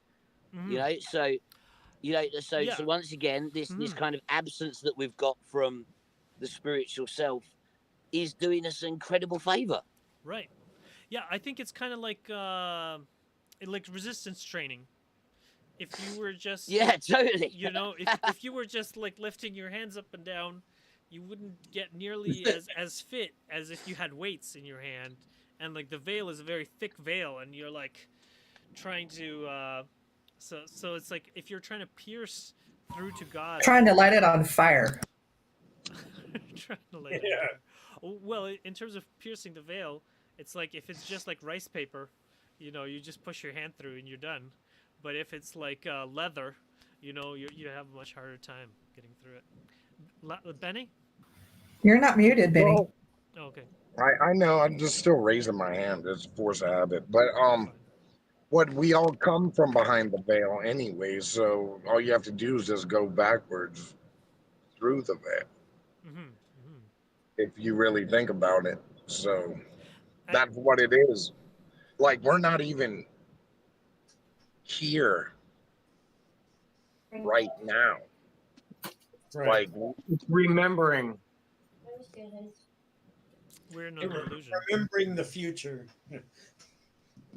you know, I swear the future ain't even the future anymore. Like I read fucking news articles. I swear that shit happened 6 months ago. Friggin' and it blows my mind. But It's a merry-go-round. it is. It's a shit show of life. But Have you the guys point heard of, of the idea of the tetragrammaton and the pentagrammaton? well, I know what a tetragram is. Isn't that a? Show me one. Well, no, the tetragrammaton is like the name for God, right? You know, it's Well, the yeah, the unpronounceable name. Merkaba, right? Yeah, but the pentagrammaton, yeah, is basically the same entity, but looking backwards. So if you imagine the tetragrammaton is the thing that makes the universe go in one direction. It's the thing that creates space time in one way. Yeah, but to it, there is no time and space. So it's already got to the end. It's already witnessed the entire universe happen. It already knows what's going to happen. And at any point during the universe, it can come back in time and witness anything that's happening. So if God is moving in one direction and is creating in a forward direction, then that's the action of the tetragrammaton. But if God is working backwards and it's reversing to correct or to change things that happened like in the past, then that's the action of the pentagrammaton. No, heard of that? Well, I've heard of things like that, but how was taught by Marika, you put yourself in the tetragram or Merkaba, right? You fucking meditate yourself spinning all the way up into space. And then from there, you break through that ether and then you get, knowing what you know. But I mean, I've created my own way of doing it. Like, it's just really hard to explain if you want to talk about the veil. Like, Yeah, Like, like like the whole macabre fields, like the whole kind of like I really like the Rosicrucian way of like the idea of kind of popping your head through reality and looking at the other side of the into the firmament through the dome of reality. I love loads of these kind of ways of visualizing it. well, yeah, but see, our so-called universe, we're inside that universe, right? And then in a sphere, basically. So we're in this sphere, but there's something outside of that universe too. So, like when you die, you're not going to a star out there. I mean, you might be transponding from that star here, but you're going to go outside of this universe. Everything is like multi-dimensional up to 13. Really Okay. So here. if you're talking about what's outside of the universe, yeah, have you guys heard the Gnostic way that reality started? I just No, thought of the most foul, cruel like, shit. like Robert. Robert, do you know this story of Sophia and the light? Well, there was actually like 3 different versions of it. But the basic Yeah. story is that you had light and you have dark. Yeah, Yes. you have the energy and you have nothing. You have the void and you have the light. Yeah. Now Sophia was a creature of the light. Yeah, and she wanted to see what it was like in the dark. So she peered the little hole through the veil between the two, and some of the light escaped out into the dark. That's what reality is. That Yeah, escaped light in the dark, trying to find its way back to the light. you're Yeah, right. that's kind of how the That Gnostics sounds like describe the the Big creator Bang. experiencing itself. This Yeah. is the point, yeah. Right. As soon as those particles of light came out into the dark, it was lost, and it's all it has is trying to find its way back to the light. So, like, let me question y'all on this one thing that's make y'all think. So, let's say there was really a rebellion, right? And they couldn't kill, or or whatever. They couldn't get rid of all of us. So they pierced that little hole through. The light came in, and then we're just trying to hopscotch our way back to where we came from. And that's pretty Hey, can much I what just it is. say that story gets so wild and crazy, man? Like you wouldn't believe, like that Eros guy that turns up and then like I know who psychically you're has sex with talking the about. entire universe. Man, Yeah. there's some crazy stuff in the Gnostic Bible, dude. It's weird. I Yeah. know I know Dolores Cannon had a similar account where basically the a person, it was kind of a she actually had several regressions of where people's souls were born, how a soul is born. So she had many accounts of this, and how it happens is basically a person, like the first setting is like a star, like our star, and like the sun, and then there's the earth, and then the earth was crying because of the pain and suffering that it's in from all the fear, anger, and destruction of like happening in Palestine right now, and stuff like that, and calling for help. And then the sun was like, "Oh, well, I better go help." And then it like kind of pinches off itself like a solar flare, and then that person goes from this feeling of oneness, of being part of that star, to being pinched off, and then feeling that like loneliness of being a single entity, and then she sees itself going towards the earth, and then like being deposited there, and then they go through that like cycle where they kind of go back in time first, where they go they're rock for a while, and then they're plants, and then they're animals, and then they graduate to humans, and then they get to help with the current situation. So it's like it's a weird kind of all times at once going on in order to help the planet. Recapitulation. Hmm. And so that's like an example, and that soul is kind of was born to fulfill that particular call to help that planet. And once that soul has finished its call, it may simply be like, okay, I'm ready to go back now. I'm ready to go back to the oneness, and they might, or they may develop a new mission. and then they'll do that. But eventually, we'll all get back to the creator, even if it takes 1 trillion years. Have y'all ever heard of that story about the crow and the rainbow, the Native American story, the crow that went to outer space and all that shit? No. It's pretty good. It's like their Promethean story.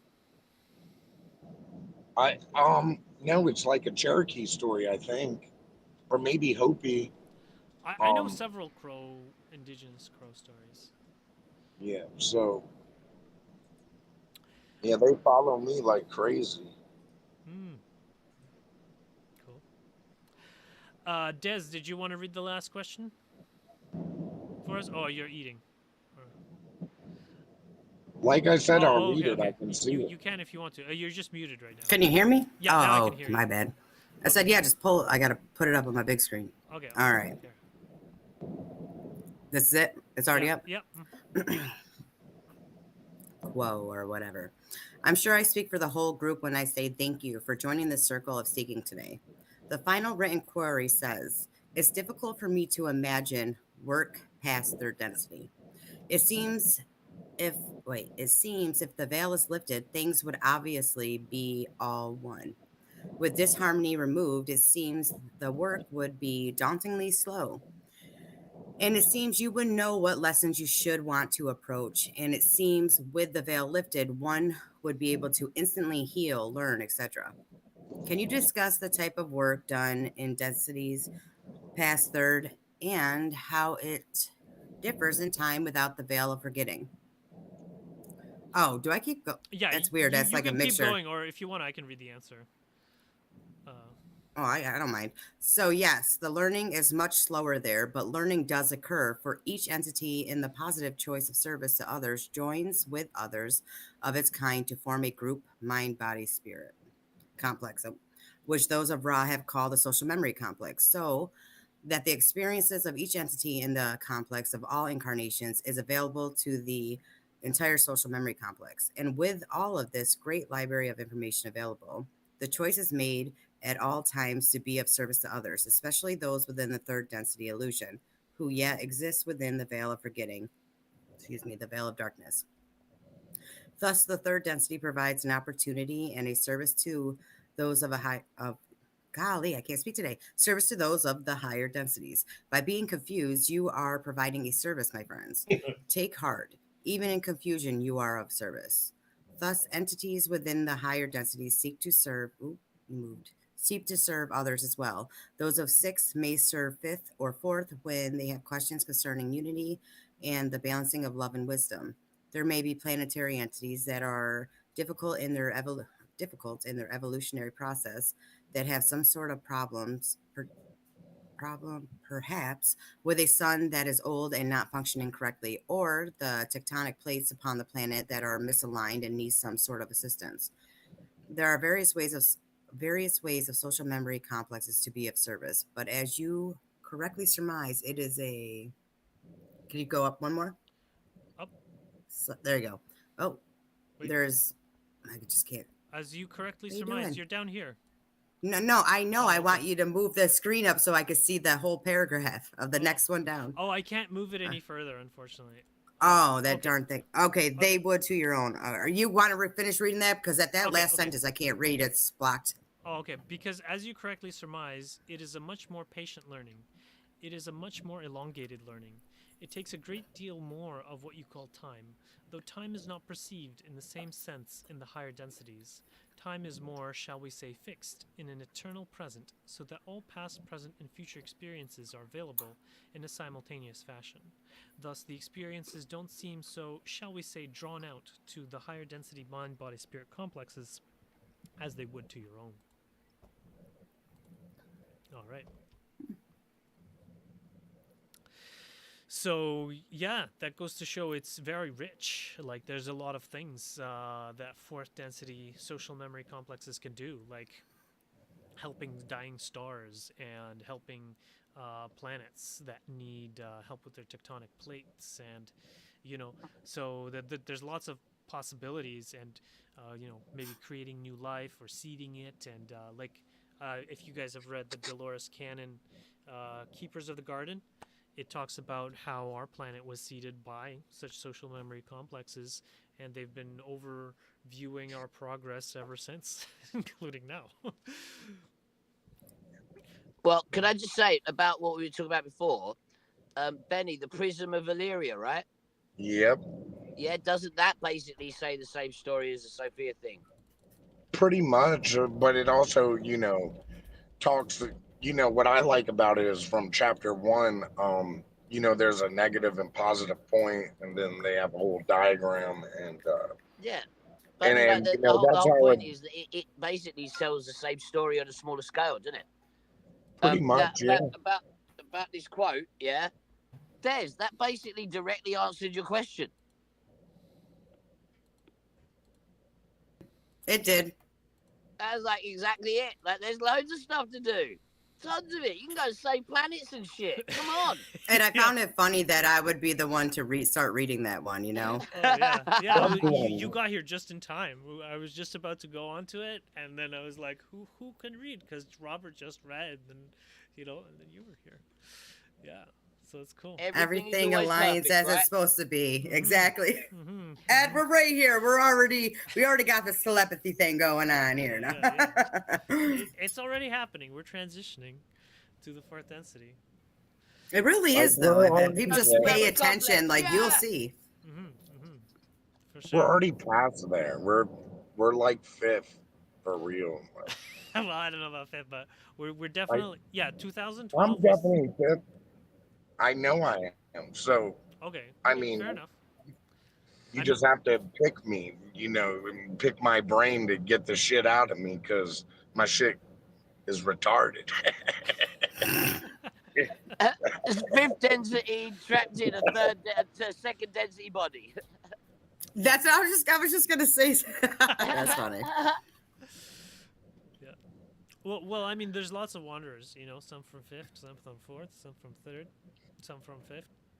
But don't When you forget, think about we the all fact that we're connected to all of our, future lives, and our a higher self is really us in a distant future, trying to give us Yeah, hints our like sixth the density. Pentagrammaton. Do you know what I mean?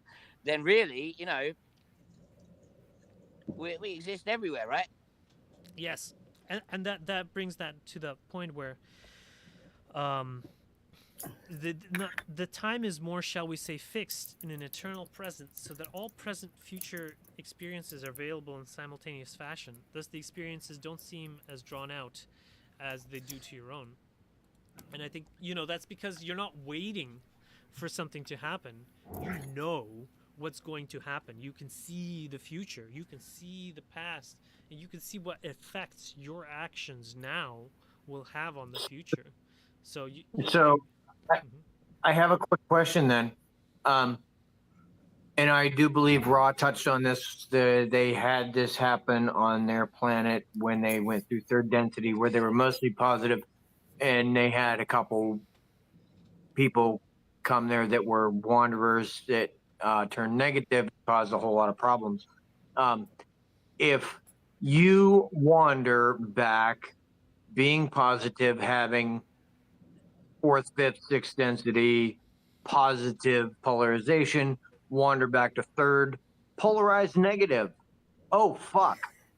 Now you graduate fourth density negative.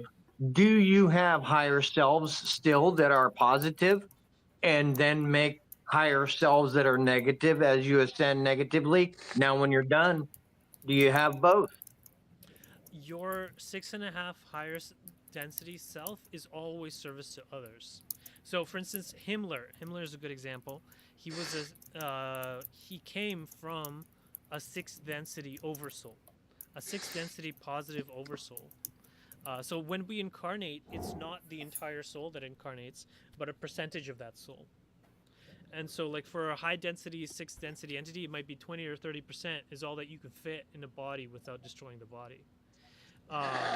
And so, like, that part of that oversoul incarnated as Himmler and graduated service to self, and now may be spending 100 million years in service to self worlds until it rejoins its oversoul. So it's like facets of one soul. Like that's the same thing. It's like these fragments out there, whatever. See, it just makes it even more like smaller and then like little pieces and little coming together. It's Fractals. crazy. Fractals, yes. Can I also just say, Lucifer is a sixth density social memory complex, same as Ra. Yeah, he is service to others, not service to self.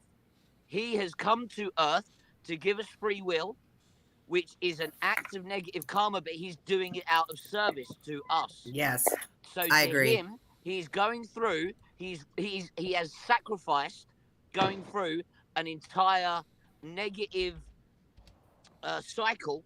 Roll, yeah. To essentially get back to where he is at sixth density as sacrifice and service to us to give us choice.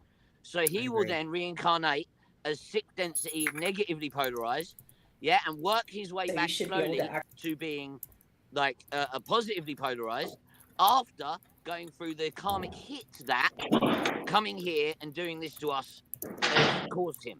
But he is a positively polarized entity. That's crazy. Yeah. Yep, I agree. I really recommend this. That's just in the hidden hand. That's exactly how he describes it. Oh, okay. Well, I really. No, I got that. Sorry, real quick. Like, maybe 5 months ago.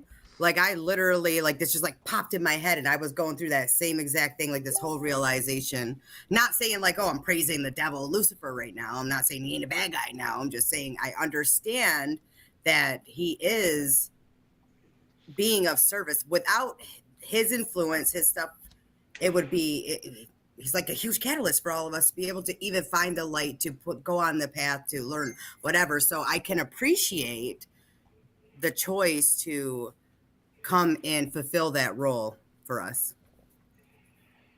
Yeah. I got to say, I had the distinct pleasure this morning when I went to work, and I get inside the building and I go to the time clock and do that thing, and then the manager comes in and he's turning on the lights in the building.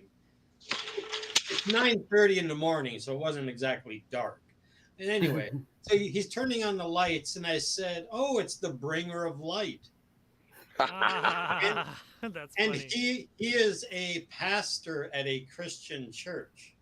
That's And he funny. goes, "Yeah, bringer of light." And I go, "So I can call you Lucifer?" Oh, no, you didn't. Yes, you did. I love you. That's funny. What did he say? He said, "No, no, not the devil." And I said, then I had to tell him, well, you got to look it up. You got at least Wikipedia Lucifer, read that, study it a little bit. You can't trust everything you've been taught. To me, it's a simple thing about learning the history of it too, is mind-opening. The hidden hand is one thing that's even higher than that, but just learning the basics of Lucifer in history and how it's been adapted and adopted and all this stuff. Yeah, but it was fun. That was fun to call a pastor Lucifer. Well, I'm proud of you for that. All right. Thank you. But the thing about Lucifer is, right, so when it all started, he was upset about us doing this. So over time, I guess, his catalyst is to bring out all that fucked up shit just so you could get back where you came from. And I guess that's just what it is. So, I mean, exactly. Sixth density, positively polarized. Yeah, exactly. Who's the woman on the screen? I thought that was another chick that joined the group, and then I'm like, oh. No. So this is what I've been trying to talk about for the last several minutes here. Oh, wow. Well, that's okay. We're gonna give you you got the next several minutes though to do it, so you go right ahead. Fair enough. So basically, this is Pamela Arlen. She's a really great channeler. She's channeled Dolores Cannon perfectly. But yeah, this is where she's channeling Halal or Lucifer, and she like basically Halal explains that he is the veil. He is the veil of forgetting. He is the veil of duality that allows people to believe there is someone other than themselves. 100%. He is the thing that allows the catalyst, that allows us to know that we've got to be searching. Right. Well, this is Halal, but I want to divide that concept from the light bringer or the devil, which is the matrix of the spirit, which is our when we're given new information, and then we're afraid because it destroys our current concept of how the world works. So if we're given new information, I see it more as the devil really is the belief and the trust in the material world and the complete absence of spirit. As soon as you deny that, that's what the devil is. It's separation from oneness. You know, now when in regard to the matrix of the spirit, that's what we're born into. The veil's so thick here, we're born into that matrix of the devil, of the material illusion. Of the veil. Yeah. The veil, yeah, exactly. Right. So what I'm trying to get at is that there's the separation between the matrix of the spirit and the veil. Like, well, I don't know. I mean, everything is one. In another sense, you could say everything is one. But I see the veil of forgetting as a distinct concept because we're still going to have, even in fourth density, when we don't have the veil of forgetting, there's still that us versus them dichotomy until fifth density. And so the us versus them dichotomy continues, and it has to do with the matrix of the spirit, even though there's no veil. So, yeah, I don't know, but I do recommend you watch that channeling of Halal Lucifer. It's a good one. Yeah, thanks for sharing that. So share it in the strip club, one of y'all, because I can't. Yeah, I did in the chat. No, I mean in our strip club, the little strip club in the Unity of Love and Light. Yes, the Unity of Love and Light. I shared it in the chat. If someone could repost it in the group, that would be great. No, I mean my chat. There's a group chat that is. I'll repost it, dude. So okay. good. Yeah. Okay, Ed knows what you're talking about. Yeah. Okay, great. Yeah, I do too. Yeah. Oh, wonderful. I'm glad you guys know. I invited you to it. You never came. Oh, I didn't. It's so hard for me. I got so many things. I didn't notice. I'm not sure which one of these many little buttons pertains to it. It's just there's no women allowed. Oh, I see. Okay. Well, I don't know. I like everybody. No, they could come too. They just have to ask. Anybody can add anybody into the strip club. So, I mean, it's Club D raised. Okay. Yeah. Oh, people in the live stream chat are also interested in the halal, I believe.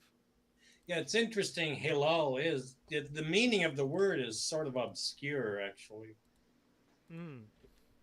It's in the sense of being bright, having brightness. Sounds highly similar to halal out of the Muslim tradition for how they. Yeah, I'll share it in the chat. You don't see the thing that the word Muslim just means servant of God.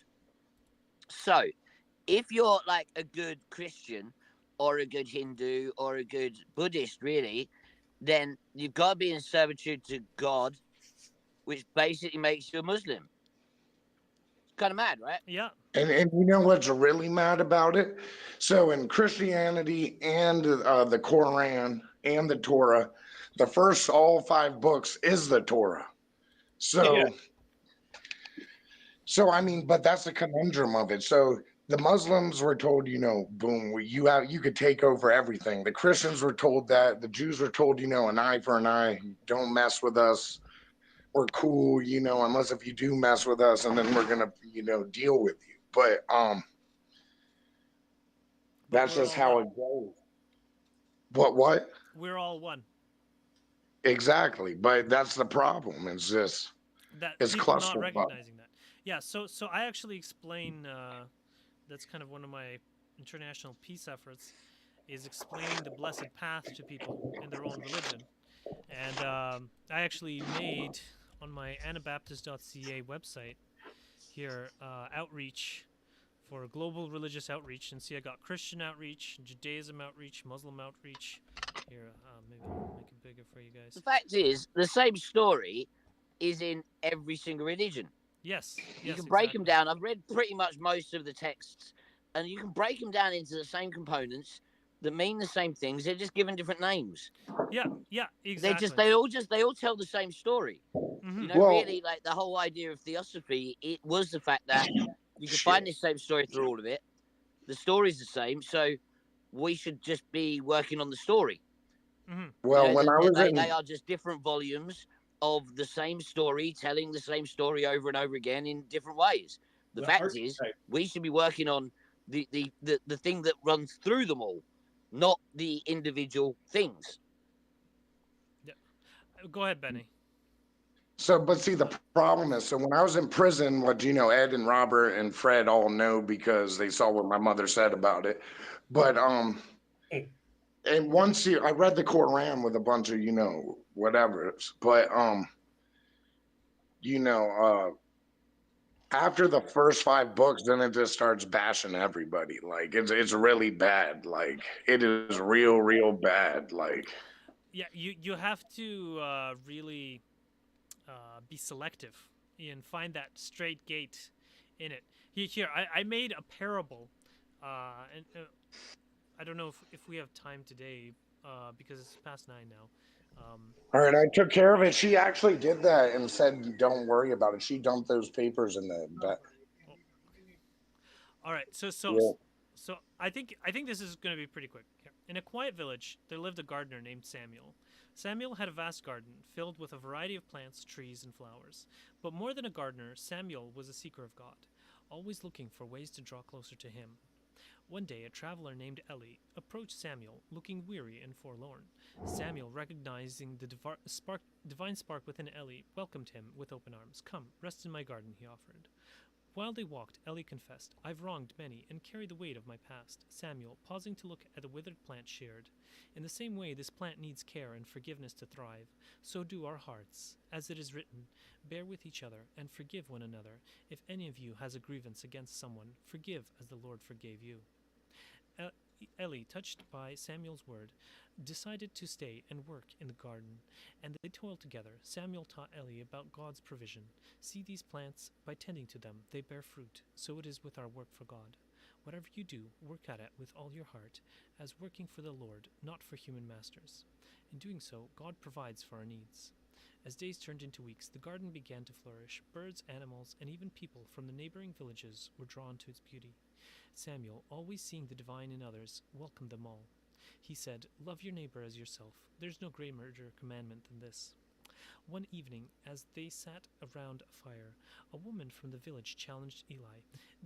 Doubting his transformation, Eli, filled with newfound wisdom, responded, "Beloved, do not believe every spirit, but test the spirits to see whether they are from God, because many false prophets have gone into the world. By this you know the Spirit of God. Every spirit that confesses Jesus Christ has come in the flesh is from God." Time passed. Samuel, feeling his age, called Eli to his side. "Always remember to hold the love of God in your heart.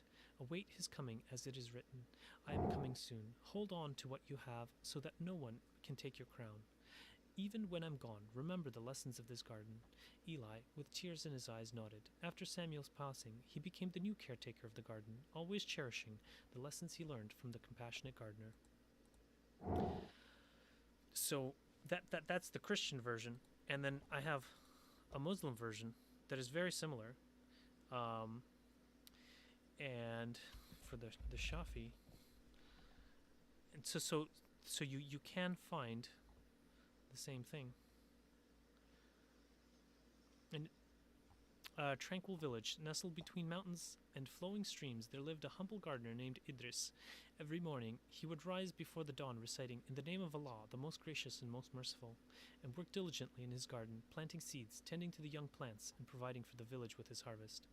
One day, as Idris was working under the gentle warmth of the sun, a traveler approached him. "Why do you labor so ardently when you could rest and simply ask Allah for sustenance?" The traveler inquired, echoing the sentiment of Allah is best of providers. Idris paused, wiping sweat from his brow, and replied, "I work as an act of worship, trusting that Allah will provide. My efforts in this garden are but a reflection of my faith in His provision. As it is said, there is no moving creature on earth, but its sustenance depends on Allah." Over time, Idris began to see the divine's presence, not just in his plants, but within himself. He realized that just as he nurtured the garden, Allah nurtured his soul, allowing him to recognize the divine light within himself and in all creation, reminiscent of, "We have created man, and we know the promptings of his soul." One day, a villager came to Idris with a heart heavy with resentment, seeking counsel.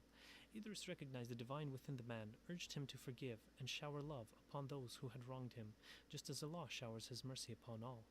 By holding on to resentment, Idris said, "We obscure the light of the divine within us. By forgiving, we let that light shine."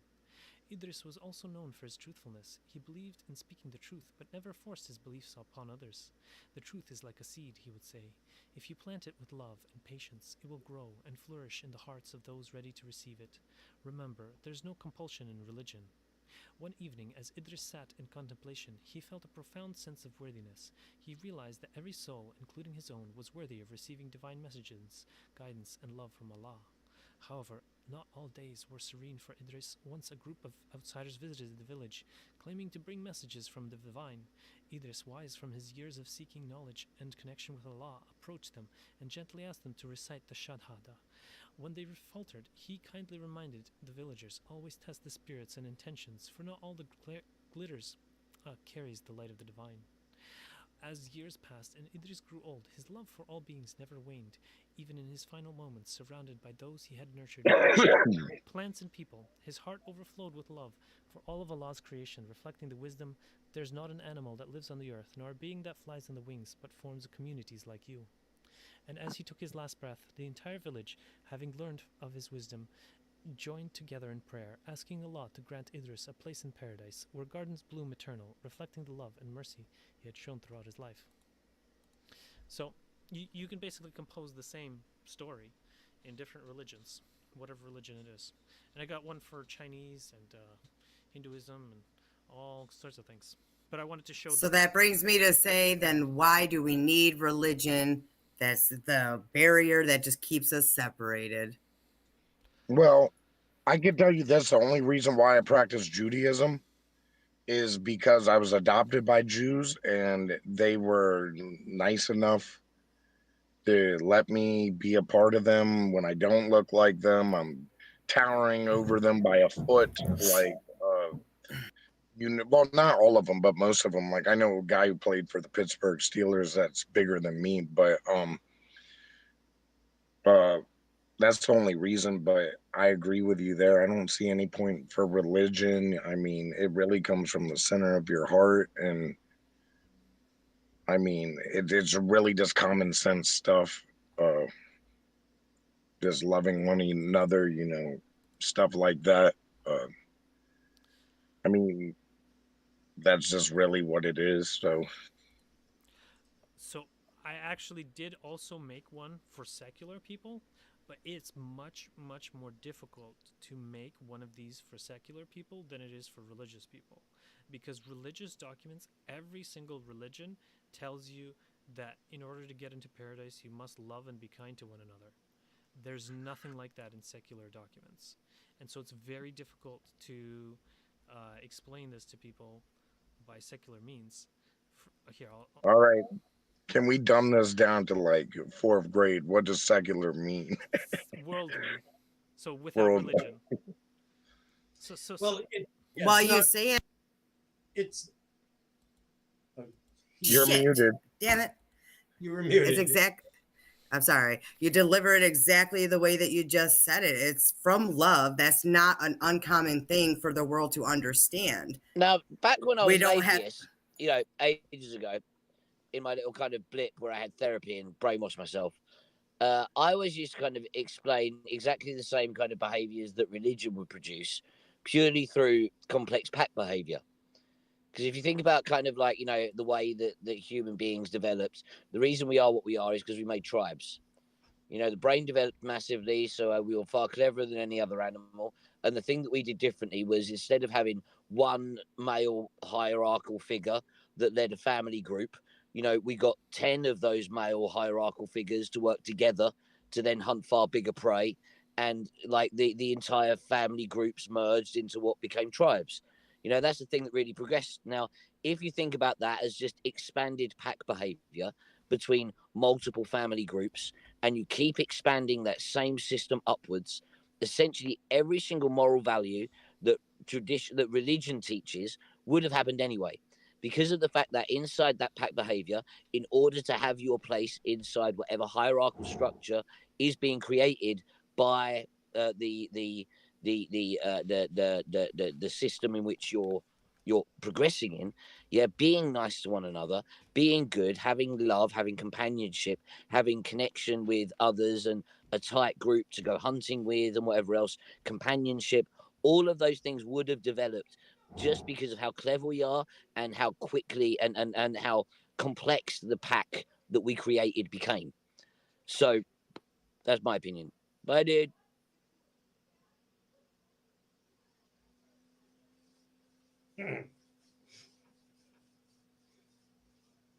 You're on mute, Des. Damn it, I need to stop muting myself. I don't know if you guys seen though. So next week, Des? I guess can you hear me? Yes. Okay. So for next So, Friday, yeah, you know, that's my thoughts there. That's what I was used to say. You know, essentially, you can define all of the different human emotions that we have that define how we are inside the context of, you know, evolution of a pack situation, you know, of a tribe. yeah. Yep. I agree. And But oh, go ahead, Robert. no, you're trying Hello? to say something. You're Yeah. So I just want to clarify for next Friday. So what we're going to start doing until we can all What's going be on? on together, until we can all be on together. So next Friday we're gonna start doing obviously Hello? every day. Ed, we're here. Can you hear Everyone's gone us? silent. Am I like frozen or It's something? you. it's you. We hear Gotta you. be you, Ed. We hear you. You can hear me, yes? Okay, that's good. Yeah, sorry. I was kind of done. Everyone else, feel free to talk. Sorry. Okay. So what we're gonna do is, L&L Research, they post a quote every day on Toby, on their page, on their Facebook. So on Friday, we don't know what's going to be on there. Well, I don't know if they have any specific strategic ways, but regardless, So Friday has when anyone it else gets read posted, the Quran then, or any kind of other Muslim stuff?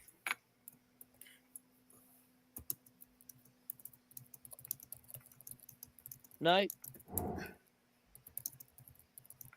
I can't hear you, Des. No, I can't hear you. shit. Okay, I can't hear you. Sorry. Why can't I hear you? I'm just gonna mute myself.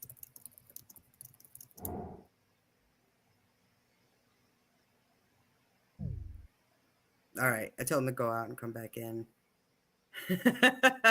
He has beautiful timing. I love it. It's so funny. So what we'll do, so sometime Friday, take a look at it and see what it is, and then either just join the conversation. We'll discuss it. But also, like, if you find something that you relate to it and you want to go searching and you want to share something that pertains to whatever that shared reading is, or session, verse, whatever quote, then we'll discuss that. Because it'll be new, different every Friday. It'll still be pertaining to what we're doing until we can get like everybody here all at once to really make a decision to go. Because obviously we're a group, we're not individuals. So I want to make a full decision together on what we'll like read next, right? But in the meantime, doesn't hurt to go and do that. Did you hear that, Ed? That sounds fun, because Yeah.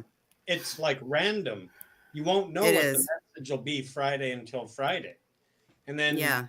then if you read it beforehand, you'll get a connection to it and see how it applies to your day or whatever. And then we'll Exactly. get together and talk about that. And it sounds kind of awesome. Yeah, and it gives the perspective of so many more people too, because Muted, see? like even just reading with the Law of One, you know, it's my third time, and each time I have gotten different things, learned something more deeper, you know. It's like it could be the same thing. I'm reading the same, I obviously read the same text each time, but you know, different things stick out to you or whatever. So it'd be nice to kind of hear more perspectives and see where other people are getting from it, and maybe they want to share something when we're in the discussion and see where it goes. I think it's really fun. I just have to go. Okay. So I'll have to close Well- the session. But yeah, yeah, I guess you guys can stay here and figure out what we're doing for next time.